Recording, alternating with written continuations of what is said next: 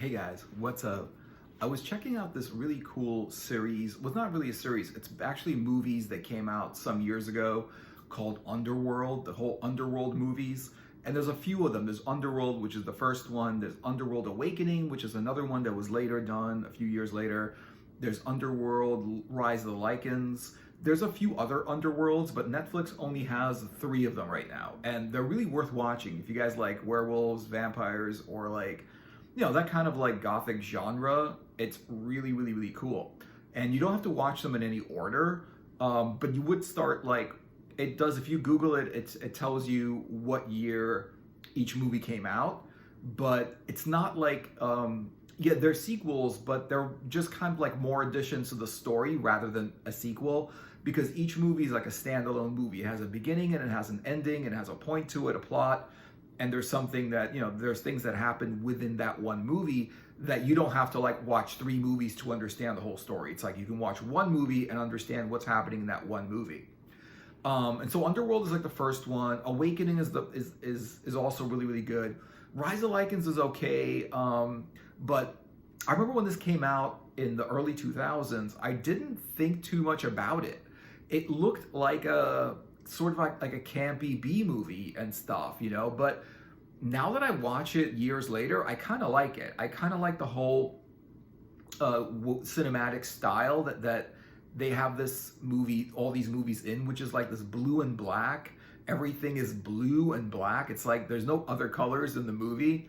And it's pretty cool. Like the characters are badass. Like, the Lycans, which are werewolves, they're pretty badass. Like they're these people and then they turn into this werewolf. Like they rip their clothes off and they'll turn into this like freaking beast of a werewolf. And some werewolves are like really giant and stuff like that. And the other ones are like vampires and shit, which is like your whole, typical whole vampire like hierarchy with like the head vampire and all the vampires underneath them and stuff like that. And it's basically about a war between the werewolves and the vampires. Like all of the movies are about a war between the two of them. And to kill the vampires, they were using this military grade sort of like ultraviolet rounds in their pistols and stuff like that. So basically it's the only thing that would like kill the vampires because it was made of light. It was like ultraviolet light, like condensed.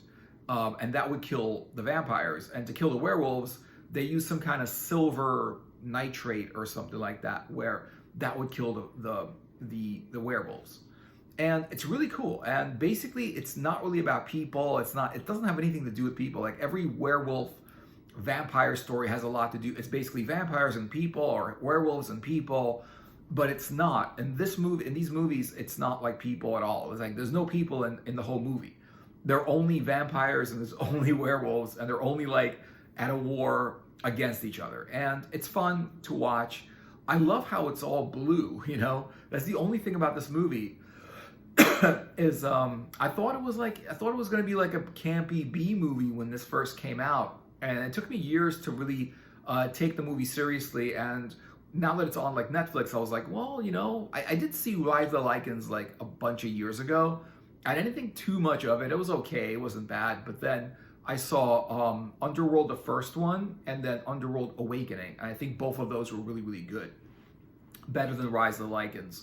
Because the Rise of the Lycans, it's weird because basically the vampires have the Lycans as slaves. And that's weird because you can't really enslave a werewolf, and it doesn't make a lot of sense. It's just about like the werewolves freeing themselves from the slavery of the vampires. So it's just like the whole movie is that story, and there's fighting and there's all kinds of like battles and stuff like that. But in the other movies, Awakening and the first one, Underworld, there's just a lot more fun action fighting between the two sects, between the werewolves, between the vampires. They jump off buildings. They got these superpowers. They are freaking pretty cool. And it's sort of like a monster movie, so if you like monster movies, you'll probably like this one. And it's sort of also a pretty cool, there's some love story in it, there's drama in it, there's a lot more in the story. It's not like a AAA title. it's not like the best movie in the world, but I don't think it tries to be the best movie in the world. I think it succeeds at what it tries to be, which is a cool vampire against werewolf movie. Because werewolves and vampires are cool, especially when they're fighting each other, you know? And so that's pretty cool. I think out of all of the movies, all of the three, there are a couple more that I didn't see because it's on Netflix, so you watch it because it's on Netflix, you know? I didn't see the other two or so, you know? And I didn't really expect that there were so many movies in the series. But my favorite one's like Rise of the Lycans is okay. I didn't think it was bad. It's worth watching. Like, they're all worth watching, okay? But that one's my least favorite, but even though it's still good, it's still okay, it's still nice to watch. I still, you know, I want to watch the whole thing. And then the first one is really good, but I think Awakening is also really good. I think my favorite is the first one. I like Awakening also, but in the first one, it's cool because there's a lot of like machine guns fighting against werewolves and vampires. There's lots of like violent like werewolf vampire action, and you know, it's just it's a fun movie. It's not meant to be taken seriously, but they do take, like, the people that make the movie, and I think this is to the credit of the movie, that they really did take the movie very, very seriously, and the actors take the role seriously, you know? So that makes the movie convincing, and sometimes it's really, really convincing, because you're thinking, oh, it's just werewolves and vampires. But when they tell you the story, and you're in it, and you're in the movie, you know, it's very, very convincing that it's really happening, and all this stuff is real. And that's really what a movie tries to do. I think a movie that's convincing is a much, much completely better movie than one that's not convincing. And I think that really is the difference between a good movie and a bad movie. A bad movie, it's like you're not really convinced that the story's real, the actors are not convinced that their characters are real. You don't really believe it. You don't buy into the whole story. But a movie that's convincing, where you believe the story that's being told, that is different. That is where a good movie comes in. Like, I think every good movie has that one factor, that it's convincing. And the people that make the movie take it seriously, the actors take it seriously. They're not just there to have a good time and make a crap movie and then be done with it. You know, they're really there to make a good movie.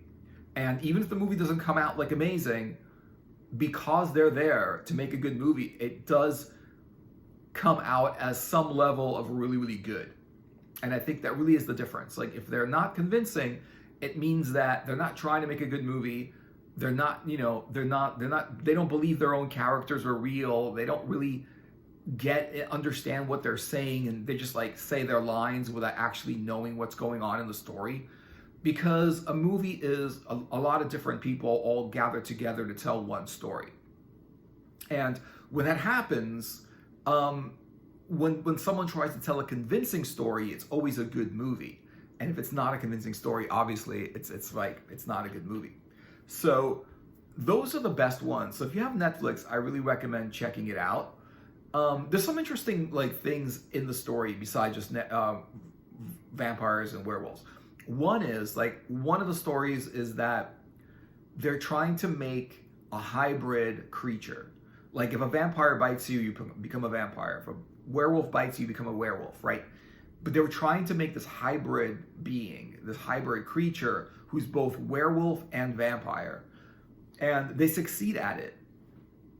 Where one person, you know, they become a werewolf, and then they get bitten by the vampire, they become a vampire werewolf. Which is pretty cool. And I think that's actually a new thing in the story, because in werewolf vampire lore, there isn't such a thing as a hybrid, but it sounds pretty cool. It's like, he's not just a werewolf, he's a vampire too, you know. I don't know. It sounds convincing. It sounds really, really cool. It just sounds like, yeah, it sounds pretty cool. You know, it's sort of like an alien predator. It's sort of like, you know, Alien versus Predator. Well, like an alien predator hybrid. That would be pretty cool, right? And yet, I think what's cool about this kind of story is it feels like it's for kids, but it's not for kids, because it's violent, and like, you don't, wouldn't be appropriate for like kids who are too young to watch this. But I just think it's like for kids who've grown up and for people that like this kind of thing when they were a kid and they like watching werewolf movies and vampire movies when they were a kid, and they kind of grew up and they want a story that also continues that story. And I think that's what it does really, really well. Like, let's combine a werewolf and a vampire and make them a vampire werewolf. So it has that, but they do it in a convincing way. They do it in a real way that feels real and feels like it's actually really, really happening. So it doesn't sound like let's do this campy shit.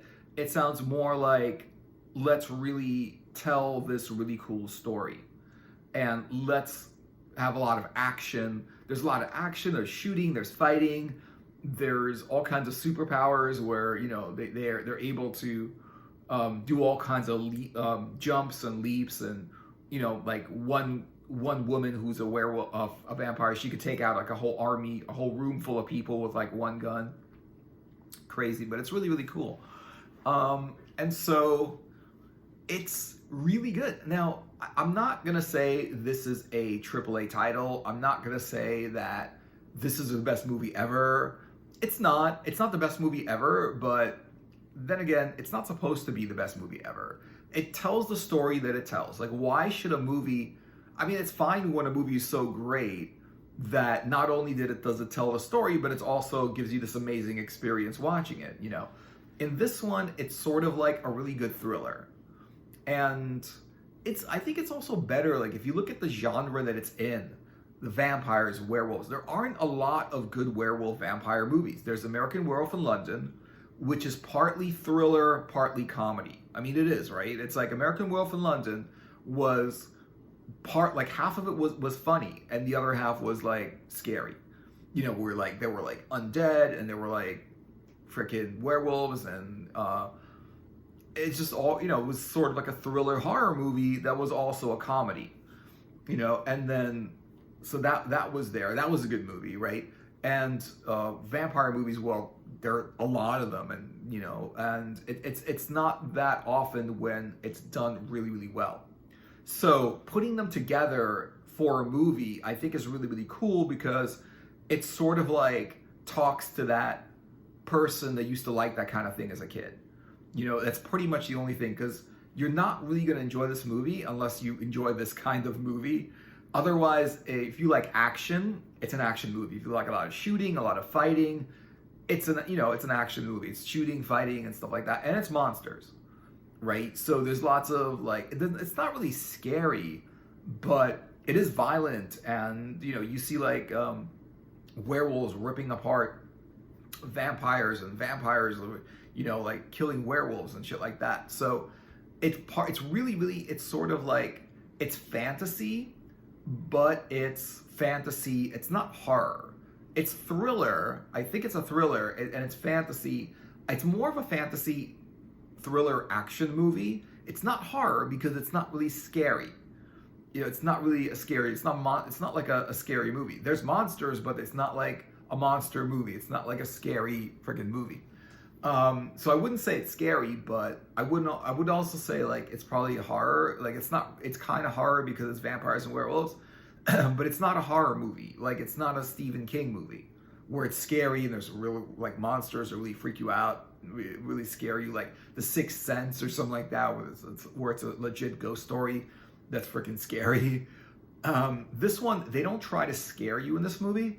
They just try to make an action movie. They try to make it fun to watch, and it's an action movie.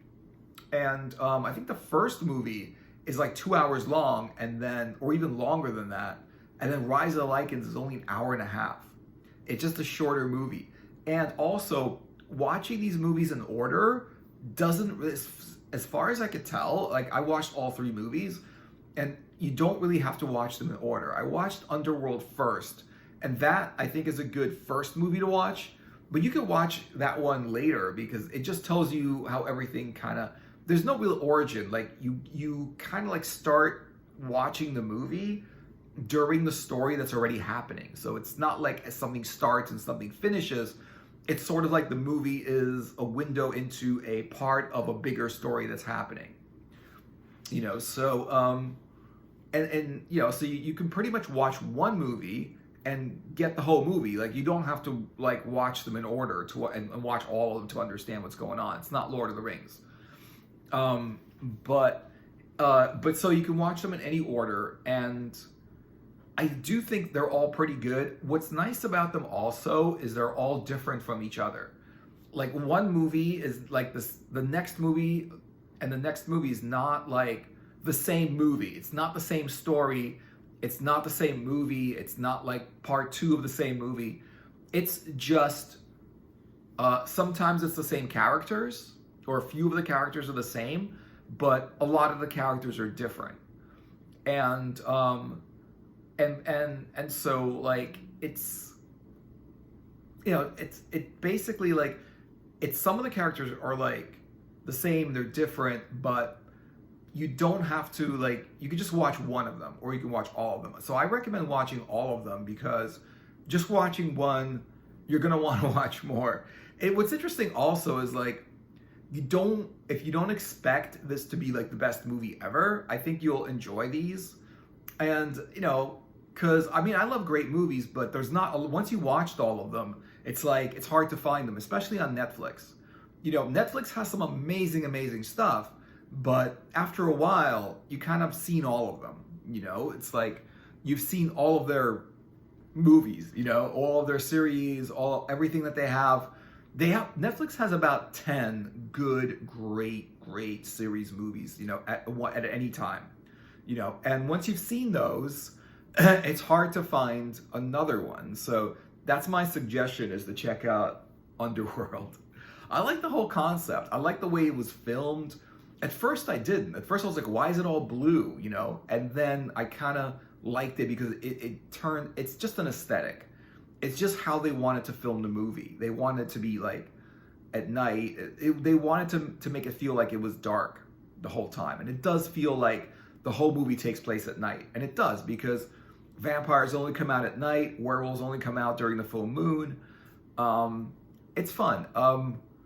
And they don't really focus on like too much about what the werewolves, who they are, what they're doing, their whole cult, and the vampires, like too much like what they're doing. They basically focus on the war between the two of them. So throughout the whole movie, throughout the whole series, the one common thing, the constant thing, is the war between the werewolves and vampires. It's just vampires fighting werewolves the whole time. And they can't just do that without having any kind of drama or romance in it. So they've got some romance, like Rise of the Lycans has romantic like subtitles in it. It's got some romance in it.